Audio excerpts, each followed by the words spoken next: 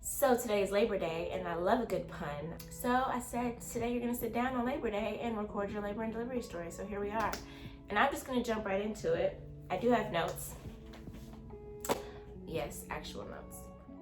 July 15th was the day of my very last doctor's appointment. I did know that my pregnancy would be induced due to my pregnancy history. Originally my induction date, or my due date rather, was August 1st. So on the 15th, when I woke up that morning, I had been having so many contractions, and just for weeks prior, and my cervix was already dilated prior to that appointment. So I just had a feeling that that was going to be my last day. I was like, I'm not coming home. When I woke up that morning, I told my husband and my mom, I said, we're not coming home from this appointment. So I asked my husband to pack the car. Then my mom did breakfast. I went and got my nails done. And we planned to not come home. So we head to the doctor's appointment, and sure enough, I don't know if everybody has to do this or because I had a high-risk pregnancy.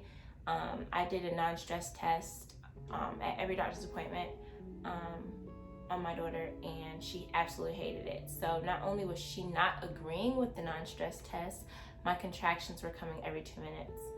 And I was there for about an hour, and my OB was like, I really tried to, try different positions and just do different things to calm your contractions and to get baby girl to cooperate, but it's not happening. The baby is coming. Go ahead to the hospital. We need to get you hooked up to monitors and prepare for, if not labor, your induction. She didn't think that I was gonna make it through the night on my own, let alone make it to the 18th for my induction. So we head over to the maternity center. I do recommend all new parents do the maternity center tour if your hospital offers it. We did, and we got one of the newly renovated rooms. It had a full bath. It was really spacious and clean. Joshua's couch turned into a twin-size bed, and we were just really comfortable. We loved it. So we got there, we checked into the maternity center, and they decided to start my induction the next morning. So I labored that night by myself. And in labor and all, I did the baby mom dance. I'm gonna leave y'all a little clip right here. When the song come on, let me see you get gone. Baby mama, this your song. Been pregnant for way too long. Now tell the DJ turn it on. Turn it on. If she a baby mama, she gon' do that baby mama. Work. She gon' put it on you. She gon' do that baby mama. Drop, Drop it down, drop it down, down low. drop, Drop it down, drop it down, down low. Drop it down, drop it down, down low. Do the baby mama when I. Joshua did not want any parts of the baby mama dance. He was not with it. He heard the words and he was just like, I'm not doing that with you. I did try to rope him in, but he wasn't with it. But I enjoyed it. I had a blast my whole pregnancy, and labor was honestly not much different in the beginning. My contractions slowed up, if not ceased. So the night was pretty chill. I slept really well. Once I did fall asleep, I was so, I think, anxious and excited that I did stay up for a while, but when I did finally go to sleep, I slept well. They woke me up at 7 o'clock the next morning and checked me. I was 2 centimeters dilated, 50% effaced, and in position -3. Anybody that's into that, that's where I was at 7 a.m. At that point, they broke my water, which sucks. They used this, it's probably about this big, and it, for lack of a better word, looks like a rat tail comb. They stick it through your vagina, up through your cervix, and break your water that way. Let's just detail this also.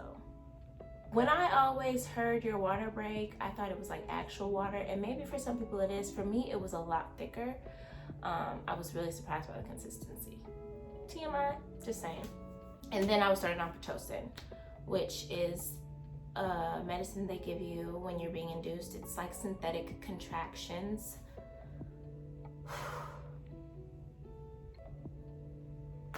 I wish that I could sit in front of this camera and tell you lies. Pitocin it's bad. I asked them to turn it off. Just turn it off. They obviously cannot do that. So on Pitocin, I got really sick. I had been sick my whole pregnancy though, so it was not surprising to me to be vomiting in the delivery room. I was given Zofran for my nausea and ginger ale to settle my stomach because you can't eat. At this point, I would say we're probably at about 10 o'clock, and 3 hours of labor on Pitocin. I was beat. I was beat. Through labor, it was just me and him. And when he got tired, my mom was there just looking for him. She fanned me a couple times, helped me switch positions. It was an all-around beautiful labor experience. At 11:35, I looked at Josh and I said, I cannot do this anymore. And we laugh about it now, but he was like, yes, you can. All you have to do is... What? All I have to do is what?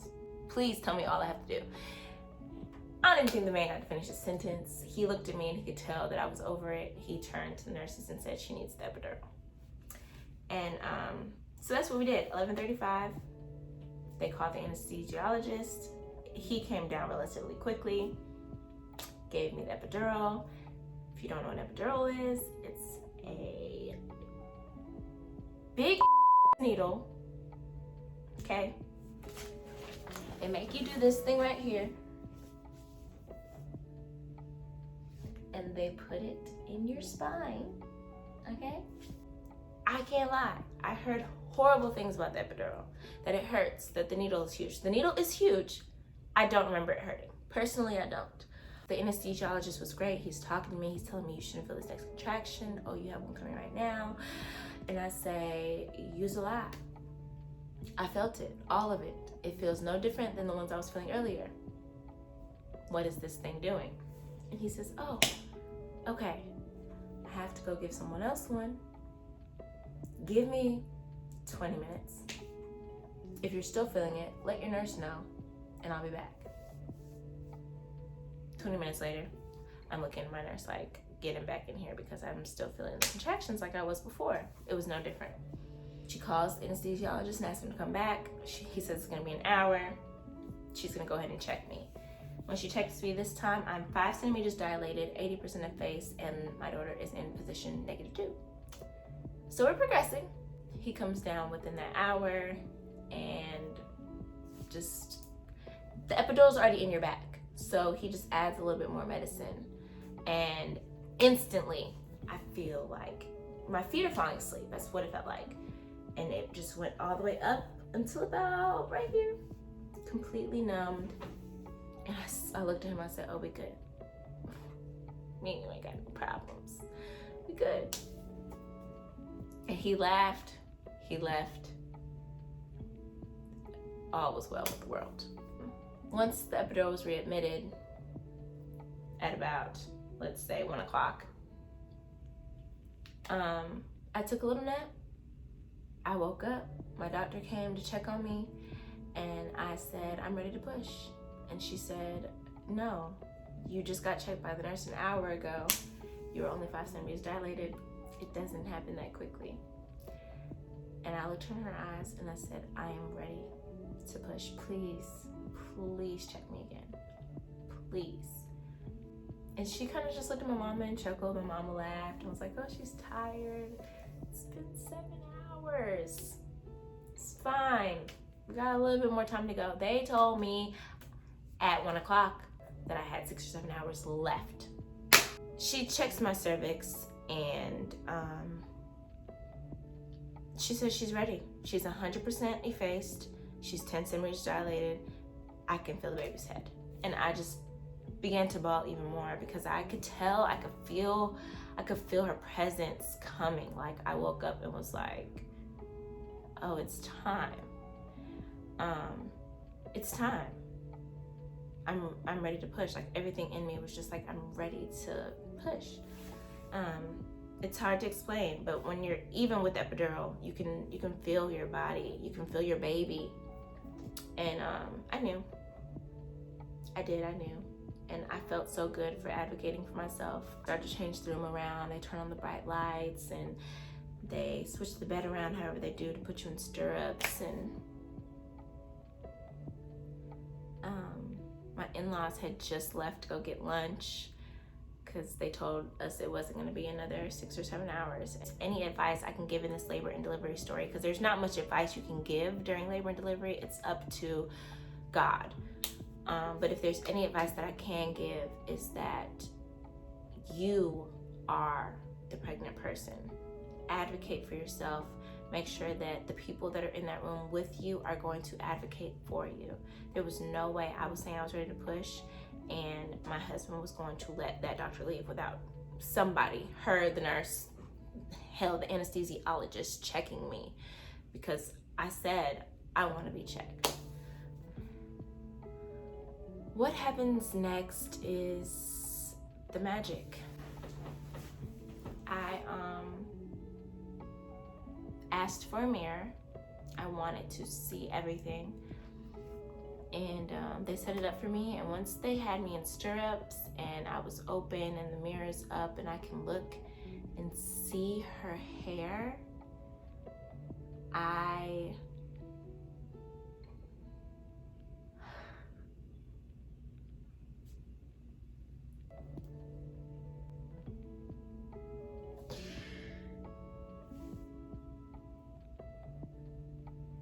felt so proud and so accomplished for what I had already done and for what I was about to do. My OBGYN had left and to do another delivery quickly, or check on somebody, whatever they do when they leave. And my nurses were great. They did a couple of practice pushes with me. After about practice push number 3, the nurse says, "Stop! Get the doctor right now or she's gonna come out." And so all practice pushing stopped at that point. They called for my OB. She came right in and she was like, I started pushing at 2.